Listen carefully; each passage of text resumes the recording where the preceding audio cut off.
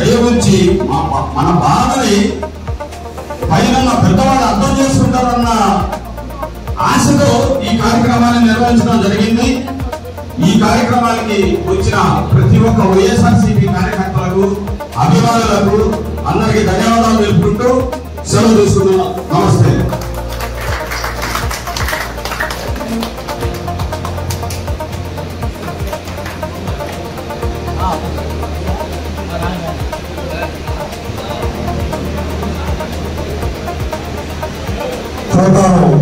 సంబంధించినటువంటి అబ్దుల్ బాషా గారు విషయం మాట్లాడాల్సిందిగా కోరుచున్నాం. మన చిలకలూరుపేట నియోజకవర్గంలో మొట్టమొదటిసారిగా వైఎస్ఆర్ కాంగ్రెస్ పార్టీ కోసం ఎంతో కష్టపడి ఎంతో శ్రమతో అహర్నిశలు శ్రమించి కష్టపడినందుకు మా చిలకలూరుపేట మండలం పోతవరం గ్రామ సర్పంచ్ గారికి 14 రోజుల జైలు శిక్ష అనుభవించారు. దయవల్ల సిద్ధాంతాలకు కట్టుబడి ఉన్నాం. పార్టీ లైన్ అక్కడ తప్పల 14 సంవత్సరాలు పార్టీ పెట్టే కాడ నుంచి 9 సంవత్సరాలు ప్రతిపక్షంలోనే పోరాటాలు చేస్తూ తెలుగుదేశం వాళ్ళు ఇబ్బందులు కూడా ఎదుర్కొంటూ మరి పోతారం భాషను అయితే ఎన్ని స్టేషన్ ఎత్తుకుంటారో మాకు తెలుసు, మేము ఎన్ని ఇబ్బందులు పడ్డాం మాకు తెలుసు.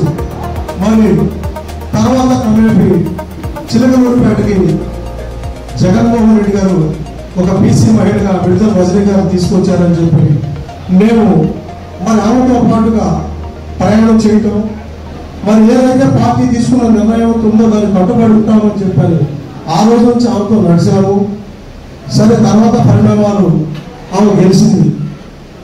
ఆమె గెలిచినాక గెలవక ముందు మేము మా మధ్య మా కుటుంబం చెప్పొచ్చి గెలిచిన తర్వాత ఐటీ ఆఫీస్లో మీటింగ్ పెట్టి నా నెంబర్ ఉండదన్నాక ఏది గెలిచినాక గెలవ ముందు చెప్తే ఎట్లా ఉండేదో గెలిచినాక నా నెంబర్ ఉండదన్నా, మీరు ఎవరన్నా నన్ను కన్సల్ట్ అవ్వాలంటే నా పిఎల్ ఇప్పుడు వచ్చారు గద్దరు నాకు ఎక్కడి నుంచి వచ్చారో మరి వాళ్ళు ఎలక్షన్ ముందు లేరు, ఈయనతో సంప్రదింపు జరిగిందన్నా అని చెప్పి చెప్పడం జరిగింది.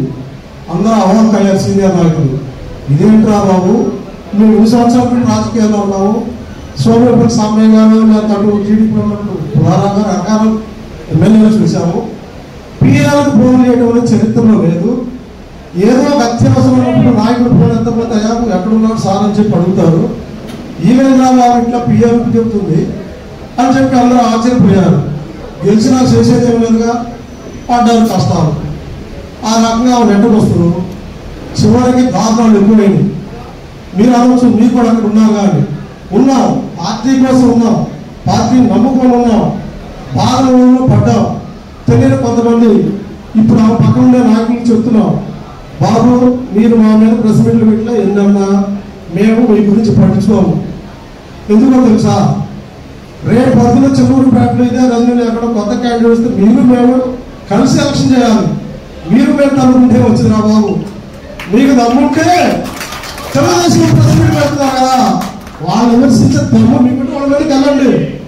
అంతేగాని ఇక్కడ జరుగుతున్న తప్పుల గురించి ఒప్పుల గురించి మాట్లాడుతూ పార్టీని సరి చేసుకుందాం అనుకునే మాలాంటి వాళ్ళ మీద మీరేదో పిల్లలు ప్రెస్ మీట్లు పెడితే మేము ఇక్కడ బెదిరిపోవడానికి కాదు. ఆయన మాకు టార్గెట్ పార్టీ బాగు చేసుకోవటం, చిలకలూరుపేటలో మళ్ళీ పార్టీ పూర్వ వైభవం తేవటం, ఇక్కడ పార్టీని నిలబెట్టడం, అది మా కాన్సెప్ట్ తప్ప మీ మీద మేము అనుకోని మీ ప్రెస్ మీట్ మీద సమాధానం చేయడంలో రెడీగా లేవు.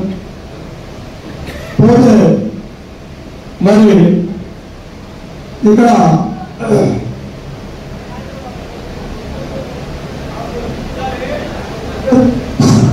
అంబేద్కర్ విగ్రహం గురించి చెప్పారు. అంబేద్కర్ విగ్రహమా నీ సొంత డబ్బులతో వీలా, అది బియ్యం మాట్లాడాలి గవర్నమెంట్ వాళ్ళు. మన విజయ బ్యాంక్ పక్కన బిల్డింగ్ వాళ్ళు ఏదో కన్స్ట్రక్షన్ చేస్తే బెదిరించో 2 లక్షలు ఇట్లాంటి డబ్బులు పోగు చేసి ఆ మహానుభావుడు విగ్రహం వేసి నా సొంత డబ్బులు విఆర్ ఫౌండేషన్ చెప్పుకుంటున్నాం. నువ్వు సొంత డబ్బులు వేస్తే మీ ఊరు వేణుగోపాల స్వామి గుడిలో ప్రమాణం చేద్దాం రా. ఎందుకు ఈ మాటలు? ఏం తెలుసు అంబేద్కర్ విగ్రహం గురించి మీకు? 2009లో ఎన్టీ రామారావు విగ్రహం ఉండే కాడ అంబేద్కర్ వేయాలని చెప్పి దానికి జేబీ సేవా సమితి అధ్యక్షుడు నేను. అక్కడ ఒక వివాదం జరిగింది, దానికి ఒక చరిత్ర ఉంది. మీకు తెలియాలంటే మున్సిపాలిటీలోకి వెళ్తే అంబేద్కర్ ఫోటో ఉంటుంది, దాని కింద ఉంటుంది జేబీ అధ్యక్షుడు పర్లేదు చిన్నాను, అక్కడికి వెళ్ళి చూసుకోవచ్చు చరిత్ర. దానికోసం మేము కూర్చున్నప్పుడు సంవత్సరాల చుట్టూ తిరిగితే ఇవాళ పత్తిపాడు ఎమ్మెల్యే అయినటువంటి అప్పుడు కలెక్టర్ అయినటువంటి రామాంజనేయులు గారు ఇక్కడికి వచ్చి ఆ వివాదం ఎందుకు చిన్న ఇప్పుడు ఏదైతే అంబేద్కర్ భవన్ ఉందో ఆ ప్లేస్ చూపించి నేను కూడా ఒక 5,000 డొనేషన్ ఇస్తాను మీరు కలిసి చేసుకుంటే చెప్పిన చరిత్ర అది. అంబేద్కర్ భవన్ గురించి మాట్లాడారు. అంబేద్కర్ భవన్ ఎక్కడ తెలిసింది కూడా తెలిసిన నాయకులకు తెలియదు ఎట్లా జరిగిందో. ఆ రోజు పార్లమెంటు మన ఎస్సీ నాయకుడు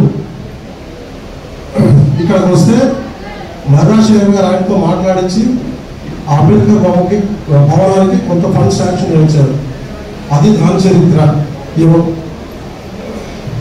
ఈమె కట్టేది లేదు పెట్టేది లేదు భవన్. కానీ మరి మేము ఎందుకు ఇలా బయటకు వచ్చామంటే ఈమె పిఏలు వీళ్ళు చేసే అవినీతి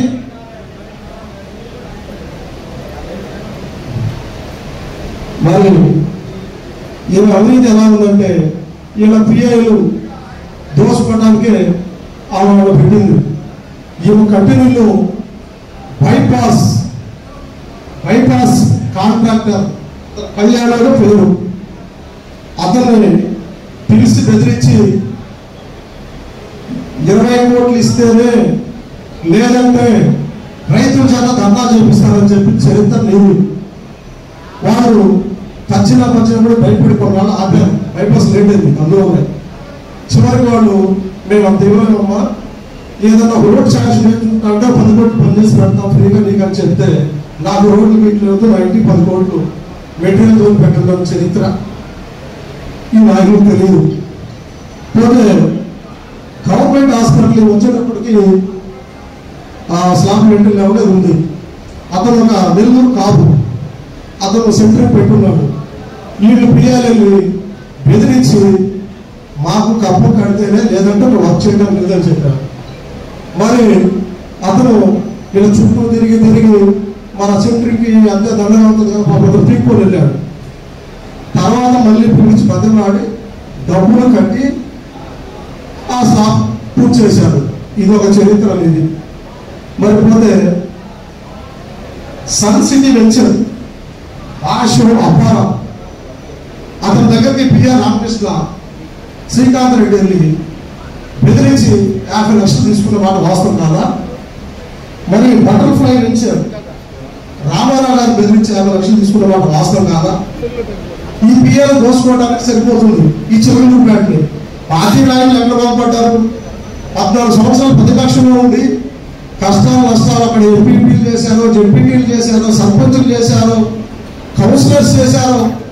వీళ్ళందరూ 14 సంవత్సరాలు కష్టపడ్డామా మా పరిస్థితి ఏంటంటే ఏంటండి నేను మా ఓటు వేశారా? జగన్మోహన్ రెడ్డి గారు అన్నావు నువ్వు, మేములో సాక్ష్యం.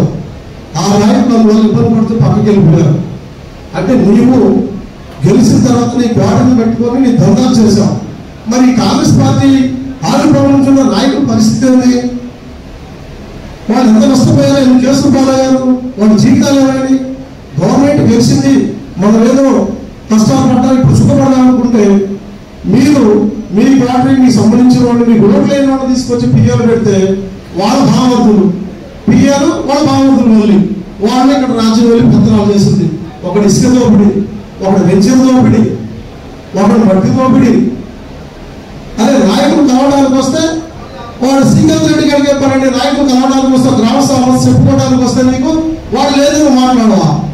నీకు ఓటేస్తే మేవా వాడా? ఏంటిది? ఇవన్నీ మాకు ఇసుకేసి నువ్వు మాకు ఒక్కమ్మని చెప్తున్నావు. నెక్స్ట్ కూడా ఇదే పరిపాలన నువ్వు చేసేది ఒక మీరు నమ్మి ఓట్లేస్తే. సో మాకు జగన్మోహన్ రెడ్డి గారు ముఖ్యమంత్రి చేసుకోవడం important, YSR Congress party important. ఇక్కడ మాకు రజనీ వద్దు. జగనన్న మాకు మంచి ప్రజల సమస్యలు తెలుసుకొని ప్రజల కోసం కష్టపడే నాయకులు పంపిస్తే ఇదే చిలకలూరిపేటలో వైఎస్ఆర్సీపీ జెండా ఏదో చూపిస్తామని జగనన్న గారు ఈ సమయంలో తెలియజేస్తున్నాం.